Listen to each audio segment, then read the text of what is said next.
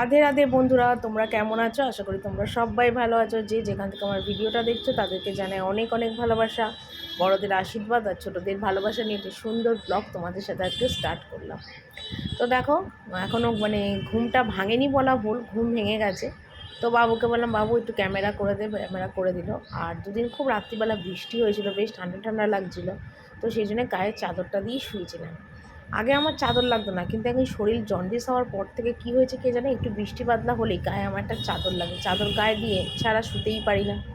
তো এই মাত্র উঠলাম, আর কোনো রকমে ঘুম থেকে যেন উঠতে ইচ্ছা করে না। প্রতিটা দিন এমন হয় যে সকালবেলা উঠতে ইচ্ছা করে না, আর ভাবি কি যদি বাড়ি থাকতাম তাহলে কত ভালো হতো, বিছনা মা তুলতো, আমি শুধু ফ্রেশ হয়ে মুখের সামনে চা পেতাম। এইগুলো না, রোজ সকালবেলা আমি চিন্তা করি, প্রতিদিন সকালবেলা চিন্তা করি, আর আমার ঘুমটা ভাঙে। কি আর বলবো তোমাদের, এইসব চিন্তাধারা নিয়ে রোজ ঘুম ভাঙে, ইচ্ছা করে না। তারপর একবার উঠে গিয়ে কাজকর্ম শুরু করে দিলে তখন আর কোনো ব্যাপার না, তখন আবার শরীরটা ঠিক হয়ে যায়। কিন্তু সকালবেলার এই ঘুম থেকে উঠে কাজকর্ম শুরু করাটা যেন আমার কাছে মনে হয় যেন বাঁচা মরার সমানের মতন হয়ে যায়, ইচ্ছা আর করে না। তো ওদিকে বাসি বিছনা তুললাম, তুলে এখন ওই ঘরে যাচ্ছি, আমাদের বসার ঘরে।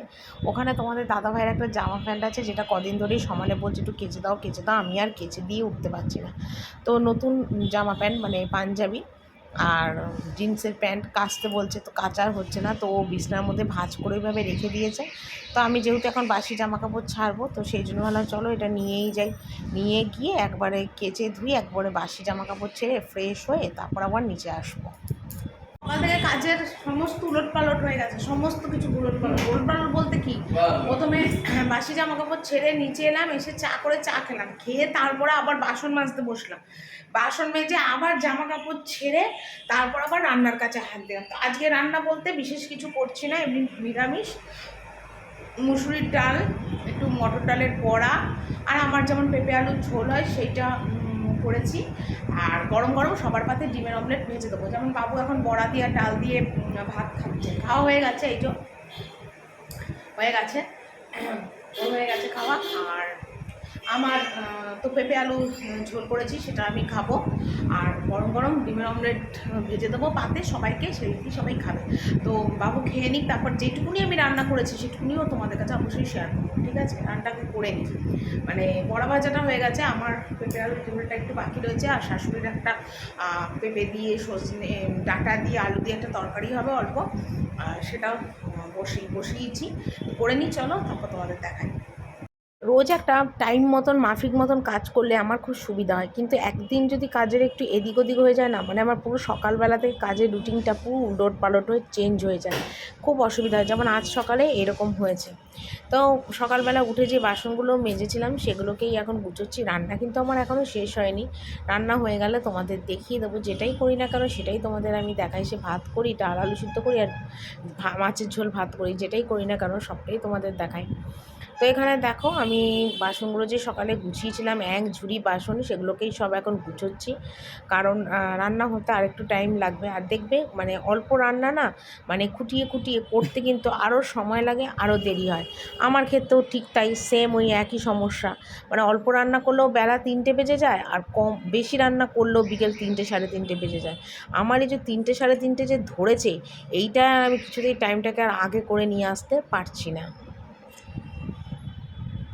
আজকে ফ্রিজটা একটুখানি পরিষ্কার করব, সেই জন্য আমার ফ্রিজটা মুছছি। অনেক দিন হয়েছে ফ্রিজটা মোছা হয় না।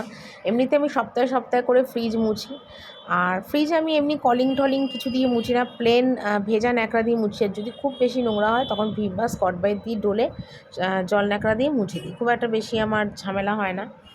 তো যাকে আপাতত এখন ফ্রিজটা মুছি। আর আজকে রান্নার চাপটা যেহেতু কম, তো সেই জন্যে আমি একটুখানি এক্সট্রা রান্নাঘরের কাজগুলো করছি। আর নয়তো কী বলো তো, রান্নার যদি বেশি থাকে বা রান্না যদি চাপ থাকে, তখন কী হয় বলো তো, আর না এই এক্সট্রা রান্নাঘরের কাজ বলো, ঘরের কোনো কাজ বলো, করে উঠতে পারি না। আর শরীরেও চলে না, আর এনার্জিও আর আসে না। আর আজকে যেহেতু রান্নার চাপটা কম আছে, অল্প স্বল্প হলেও 2-4 রকম রান্না আছে, তবুও আজকে এই টুকিটাকি রান্নাঘরের কাজগুলো করছি। তো ফ্রিজটা মুছবো না ভেবেছিলাম, তারপর চিন্তা করলাম যে না, এই যে সাইডে যে এই যে কাসুন্দি, তারপরে তোমার টমেটো সস যেগুলো রাখা থাকে, এই জায়গাটা এত নোংরা হয়েছে, এত নোংরা হয়েছে মানে কি বলবো। তো চোখে পড়েনি 2-4 দিন, এই আজকে চোখে পড়লো বলে ভাবলাম চলো ভালো করে পরিষ্কার করেই নিই। তো সেই জন্য আজকে পরিষ্কারগুলো করে নিচ্ছি। আর ওদিকে কিন্তু বাবুর খাওয়া দাওয়া হয়ে গেছে, বাবু চলেও গেছে ওপরে। আজকে আর বাবুকে কি দিয়ে খেতে দিলাম তোমাদের আর দেখানো হলো না।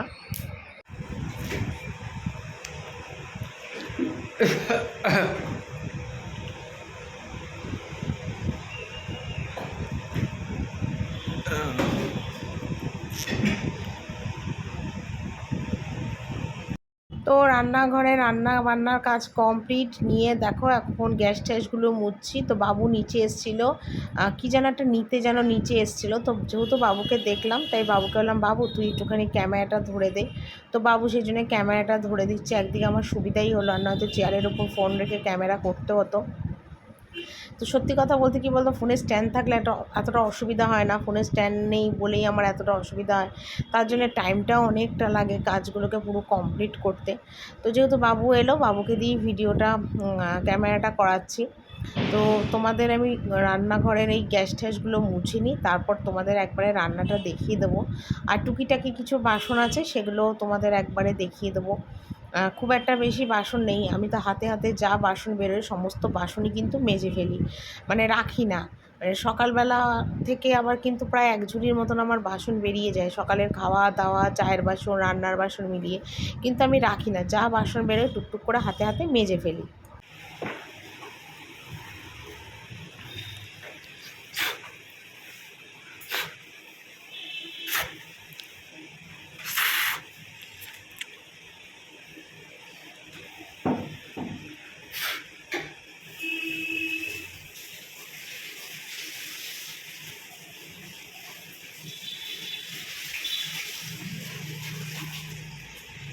তো চলো তোমাদের আজকে রান্নাটা দেখিয়ে দিই। এখানে দেখো ভাত আলু সিদ্ধ করেছি, এখানে একটু আমের চাটনি ছিল কালকে জাল দিয়ে রেখেছি, এটা পেঁয়াজ ভেজে রেখেছি একটু, মানে পেঁয়াজের বেরেস্তা।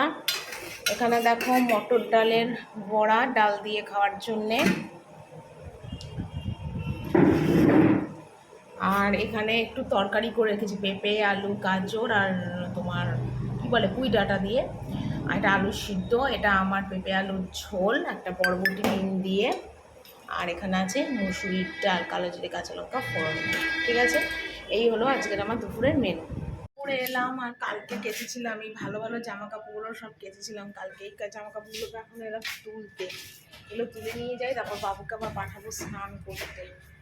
এগুলো তুলে নিয়ে যাই, সব শুকিয়ে গেছে। এত রোদ ছাদে, এত রোদ, দেখো না কি রোদ, বাপরে বাপ, ছাদে রোদ দাঁড়ানো যাচ্ছে, এত রোদ ছাদে। জামা কাপড় তুলি, তারপর টুকটাক ঘরের কাজ আছে সেগুলো সারি, তারপরে স্নান করবো।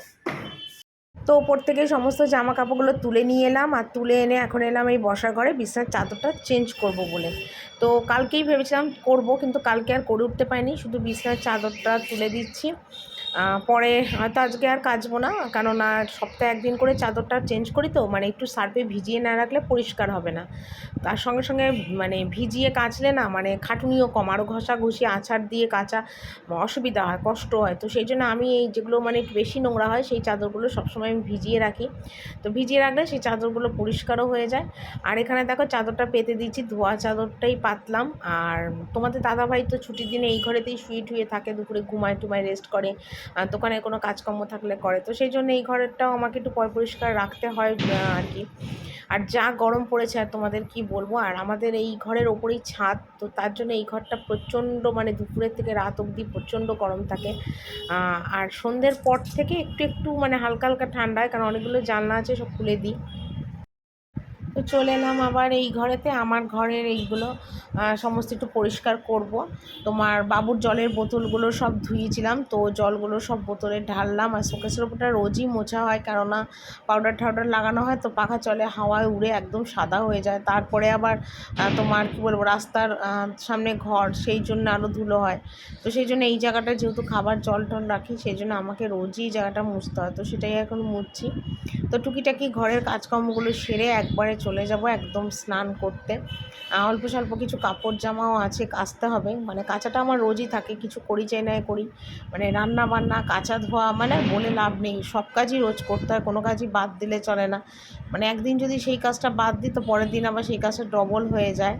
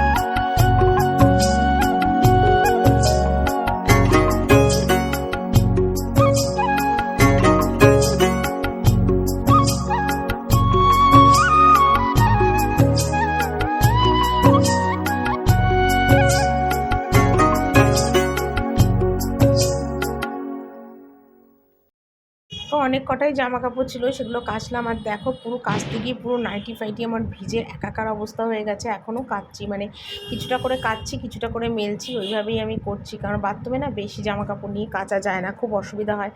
আর গামলা বালতি সব ঢুকিয়ে কাচতে গেলে সত্যি অনেকটা অসুবিধা হয়।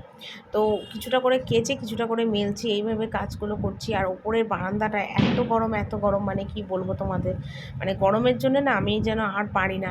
গরমকালে গরম লাগবে, এটা তো স্বাভাবিক কথা, কিন্তু তবু। আর আমার ঘরে যেহেতু এসি নেই, সেই জন্য আমার আরও যেন কষ্ট হয়।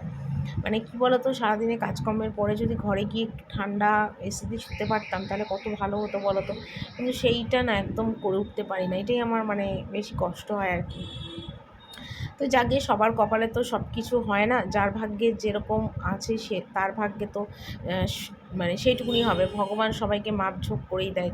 মানে কি বলে, হয়তো আগের জন্মের কোনো পাপ ছিল, তাই জন্য হয়তো এই জন্মে সব কিছু মানে পাচ্ছি না বা পেলাম না, সেটাই হবে। সেটাই বললাম যে সবার কপালে সুখ সয় না, এটাই হলো কথা। তা আমারকে যেরকম আমি সেইভাবেই মানিয়ে চলার সবসময় চেষ্টা করি। কি করব, মনে করি কপালে যেটা নেই সেটা তো আমার হবে না। ঘড়িতে কটা বাজে? 6:15 বাজে। আর এখানে বাবুকে এখন করে দিলাম হাঁসের ডিম দিয়ে চাউমিন, বিকেলের টিফিন, মানে সন্ধ্যের টিফিন। কেমন হয়েছে রে বাবু? কিরে, ভালো হয়েছে? বল, ভালো হয়েছে চাউমিন?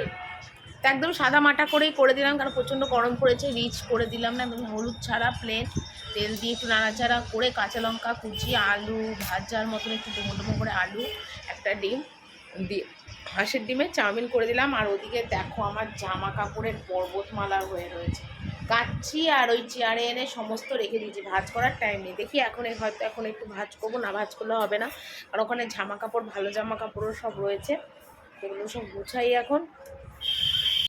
তো একবার ভেবেছিলাম কি বলতো, যে মানে জামাকাপড়গুলো ভাঁজ করব না।